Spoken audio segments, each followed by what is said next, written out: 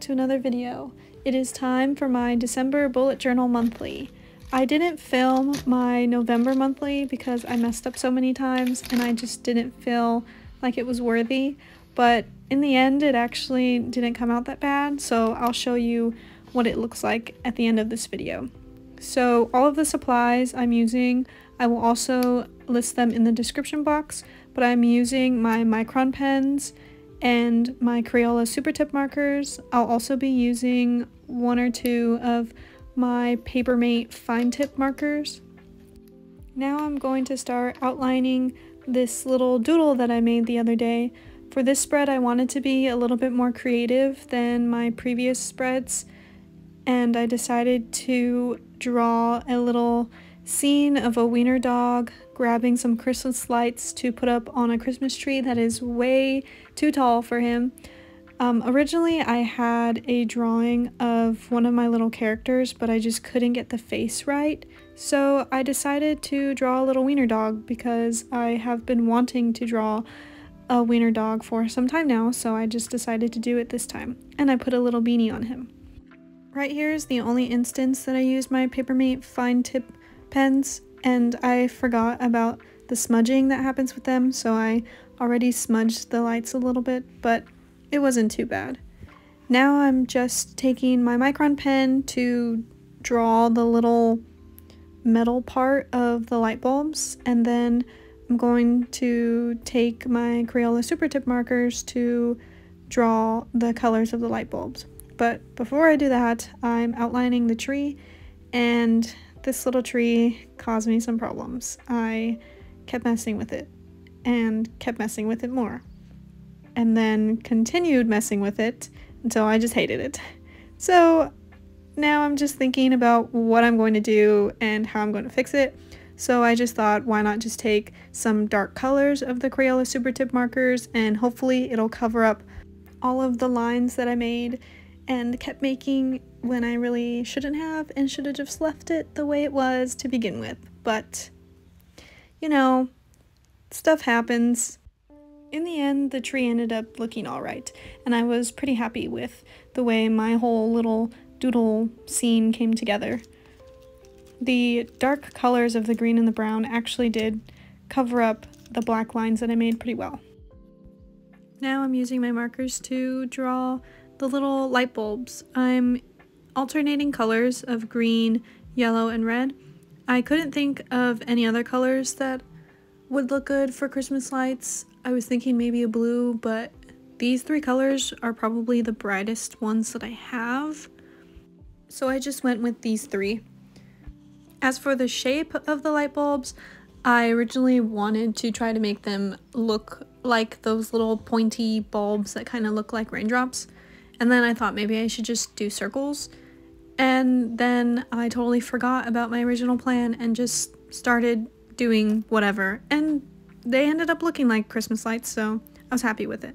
And then for my little wiener dog, I just colored him in a kind of light shade of brown, and then I also wanted to add a contrasting color, or I guess not really a contrasting color, but have some other color on him so he wasn't just pure light brown. So I made his ear a little bit darker, and then I decided to add some spots. And then for the beanie that he's wearing, I wanted it to kind of look almost knit, so I just added a few little lines, and then I colored it red, because what's more Christmas time than red and green. And then for my December title, I wasn't really sure which color I should use for it, because I originally wanted to use purple, and I typically use a light purple for writing out December like almost every year, but I kind of felt that purple didn't really match the scene really well, so in the end I ended up going for this light blue gray kind of color. For the font, I also typically tend to do cursive for December and January.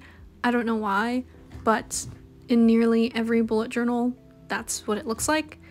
But recently I've been really into doing bubble letters. This bullet journal in particular is full of pages where the titles are done in bubble letters, so I thought, why not just do it again?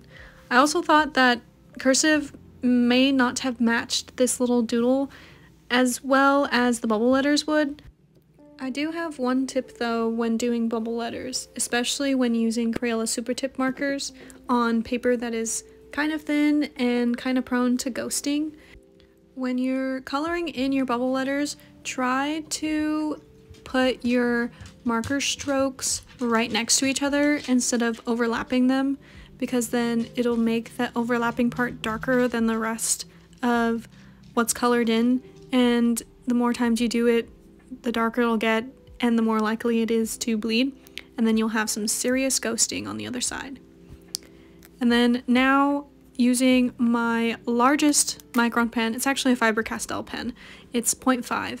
Using that pen, I am making a kind of shadow, but only on the right side of the letters, and then I'm using this tiny little Uniball pen, I think it's like 0.03, and I'm using it to outline the rest of my bubble letters, because I thought that just using the thick pen on one side kind of made the outline of the letters a little incomplete. So I just took my thinnest pen and outlined the rest of it. The only thing left to add now is 2022 under December. The last time I'll be writing 2022 for monthly. Kinda crazy how it all flew by. Here's a complete title page.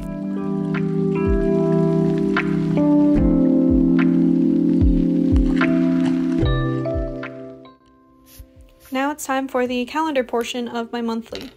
This time I decided to go for a vertical view rather than a landscape or a 2-page view like I have been doing these past few months, but because I decided to go for a more creative title page, I also wanted to keep my calendar to 1 page. So a vertical calendar it is. I don't really like doing a landscape calendar when it's on 1 page, just because I get tired of having to turn my book to the side to read or write in it. So I just leave it vertical. I actually used to do this kind of spread a lot in high school, and then once I got to college I kind of stopped. I'm guessing it's probably because I had less time to make creative spreads, so I kept it pretty simple in college. Though some of the spreads that I did do were actually very well thought out and came out very nicely, and I'm pretty proud of myself. But anyways, when I do a vertical spread, I tend to leave the calendar portion on the right side and the title page on the left side. And for the title page, I like to do something a little creative like I did here. And then I like to leave space for goals or for memories of the month. Typically it's memories because I forget to write in goals, even though I make a section for myself to do it. So for this monthly, I'm just leaving space to add some memories like movie tickets or concert tickets, because I do know that I will be going some places, so I'm just leaving that space there to add those ticket stubs in. And then for the calendar portion, I am just coloring in the whole top part where I'm going to be writing the days of the week. And here's a good example of what happens when you overlap your marker strokes.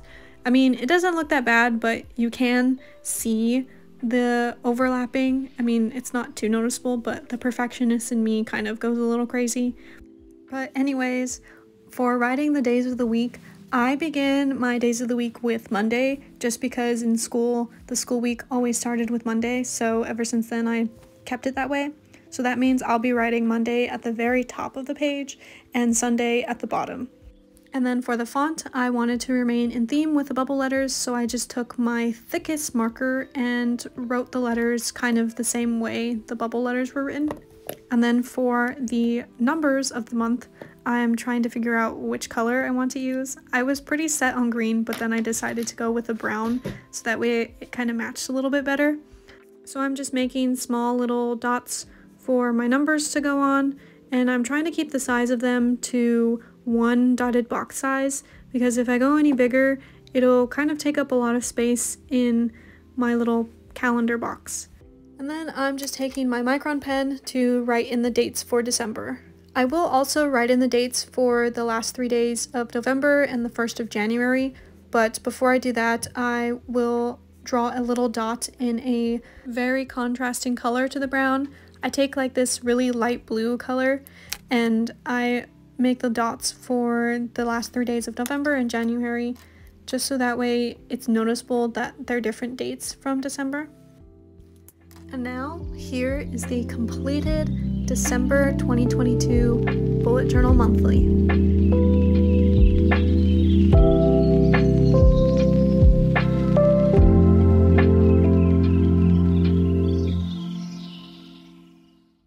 And I said earlier that I would show you my November monthly. You can see that I covered something up. In the end, it doesn't look that bad, and adding the Polaroid was a nice touch. And I also wanted to show you what my October monthly looks like filled in. And that is it for the last monthly of 2022. Thank you so much for watching.